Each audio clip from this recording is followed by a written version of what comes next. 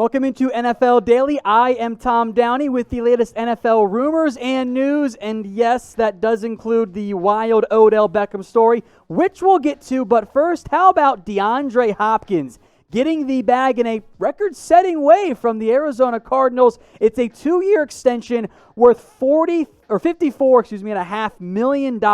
That makes Hopkins the highest-paid non-quarterback in NFL history. Hopkins wanted a new deal after being traded by the Houston Texans. I did not think he was going to get this level of deal. Now, look, Arizona can afford it because they had him for 3 more years, and a lot of that money was already paid by the Houston Texans. So when you factor in the 3 years that Nuke had left on his contract, it makes it a lot more palatable. 5 years, $94 million in total money, thereabouts, $42.5 million guaranteed, $18.8 million per year. But new money, the extension value, that is how NFL contracts are judged, and it's a lot for Hopkins. $27.25 million. That is the per year figure. That absolutely obliterates the previous high set by Julio Jones. Now again, it's a bit of a unique circumstance. I don't anticipate every top receiver going forward getting $27 million, but Hopkins is arguably the best receiver in the NFL. I think he's backed that up over the past couple of seasons, and now he's getting paid like one as well. So it's 18.8 over the rest of his 3 years, but the new money extension part only, my God, it is a wild figure for Nuke. So what do you guys think? Is Hopkins the best receiver in the NFL? The Cardinals are truly paying him like that. Let me know what you guys think in the comments. Type Y for yes or type N for no.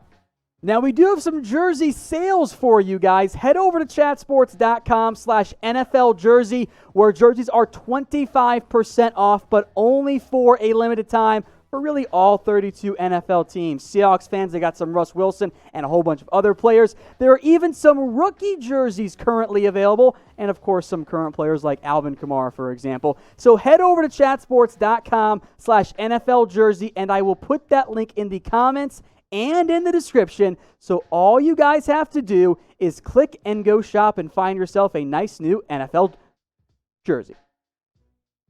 Odell Beckham, let's talk him now in what is, I can't even begin to explain how confusing and unbelievable this story is. So I will break it down in case you didn't see what was trending on Twitter for like all afternoon and morning. Apparently, an adult film star says that OBJ requested a video, and this is not a joke, as weird as it is, of her pooping, and that OBJ said he'd like to be pooped on. And if there is not an NFL story that can sum up 2020 like this one, I don't know what else we could possibly be searching for. It is completely just weird and wild. Now, I will make note here. Odell Beckham, in a way, I think responded to this on his Instagram. He said, "Can't knock me off my pivot no matter what," and he replaced the I with the X, but he said, "No matter what shit's thrown my way," which I just want to make this clear. That's not really a denial. Like, it's not really saying, "Oh, yeah, that's made up. I didn't do that." He could have said, "You guys believe anything you hear." It's not what he did. Now, look, if OBJ's into that, if that is his kink, okay, it's weird. It's a new form of 2 Browns, 1 Cup, but it's fine. I don't really get it. I don't understand it, but I do just want to make note that's where we're currently at. So this is going to be the pinned comment on today's video. Give me your 1-word reaction to this, I want to say wild, if maybe doubtful, Odell Beckham story. If you get the ad break here on YouTube, scroll on down and get your votes in. Let's go to Alvin Kamara now. We mentioned how DeAndre Hopkins got paid. We're going to discuss Kareem Hunt's extension, but one player not yet getting the bag is Alvin Kamara. Now, the report from ESPN is that the two sides are close to a new contract. Look, there had been trade rumors around Kamara. He had been allegedly skipping some training camp practices because he wanted a deal right now. In the end, I do think an extension makes the most sense. You guys know I'm not the world's biggest fan of actually paying backs. However, the Saints kind of need Alvin Kamara out there if they're going to win a Super Bowl this year. So long term, might not pay off. Short term, Kamara makes them better. He is a impressive runner, and of course, most importantly, and if you're going to pay it back, you probably want someone who can catch a bunch of passes for you. That is something Kamara has thrived in over the past couple of seasons. So I don't know exactly what the money's going to look like, and that's going to be the big problem is, does he get more than the Derrick Henry amount? Because Derrick Henry and Joe Mixon all signed for between $12.5 and $12 million-ish dollars. Meanwhile, you got McCaffrey and Zeke kind of in their own separate tier.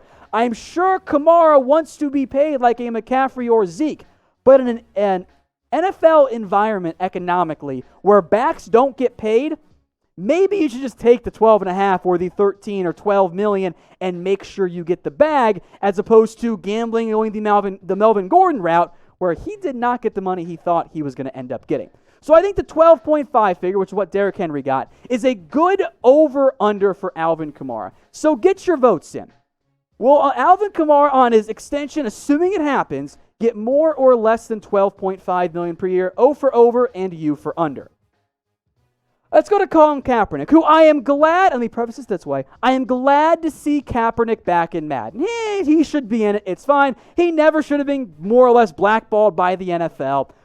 But that is not really the story here.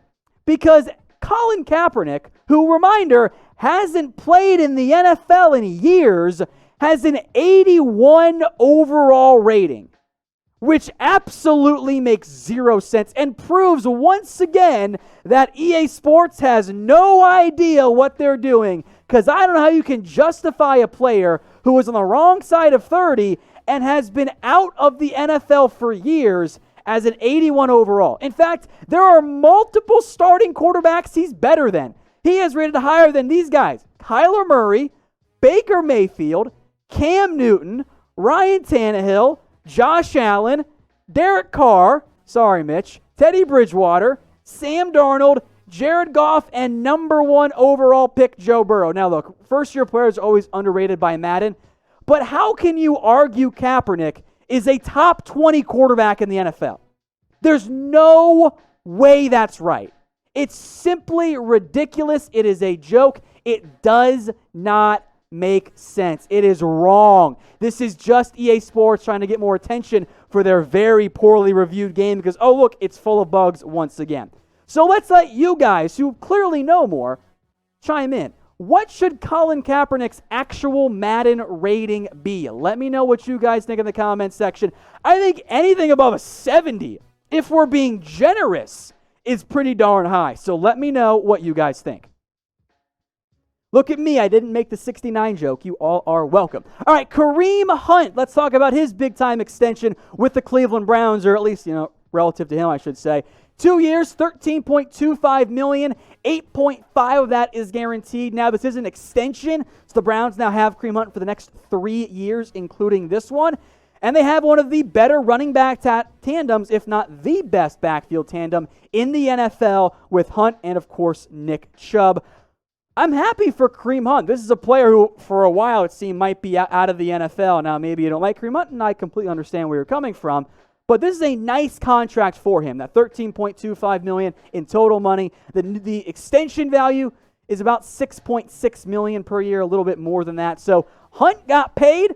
I think that's fairly good. Although I will make note, Kareem Hunt is not the best back on this Cleveland Browns roster. I feel very confident saying that it's actually Nick Chubb, that he is the better back. But it's okay. You have Kareem Hunt. I think it's a little pricey to pay a number 2 back, but it's not the worst thing in the world. Now, we have live NFL shows here at Chat Sports Mondays and Wednesdays. That's 6 p.m. Eastern Time, 3 p.m. Pacific. And for you, Mountain West people, you guys can figure out your own time zone there. It's pretty easy. So if you don't want to miss our live NFL shows, the simplest answer is to subscribe right now. Let's go to Ethan Pocic now, who is the starting center for the Seattle Seahawks. A little Seahawks news for you guys today. First off, I was wrong. I did not think that Pocic was going to be the starting center for the Seattle Seahawks. I am both surprised and impressed. Now, Pocic actually played guard last year for the Seattle Seahawks. He is now going to make that transition back to center because earlier in his NFL career, again, he played guard, but at LSU, he was actually the starting center, and he was an All-American center there for Seattle. but he only had 8 regular season snaps there. In fact, Seattle technically before today listed him as a guard on their official roster, which is kind of crazy, right? But Pocic has earned that starting job per Pete Carroll. He will start week 1 for Seattle against the Atlanta Falcons. And I think for Seattle, the ideal long-term outcome is that Pocic is able to emerge as a reliable starting center. Now, Atlanta, I don't think has the best pass rush, so it's not going to be the worst matchup to open up your, starting center career in the NFL. I will make note, though, for Pocic, compared to his top competitor, B.J. Finney, it is not a 1-to-1 comparison. I know the snaps are very, very similar, but it's not quite 1-to-1.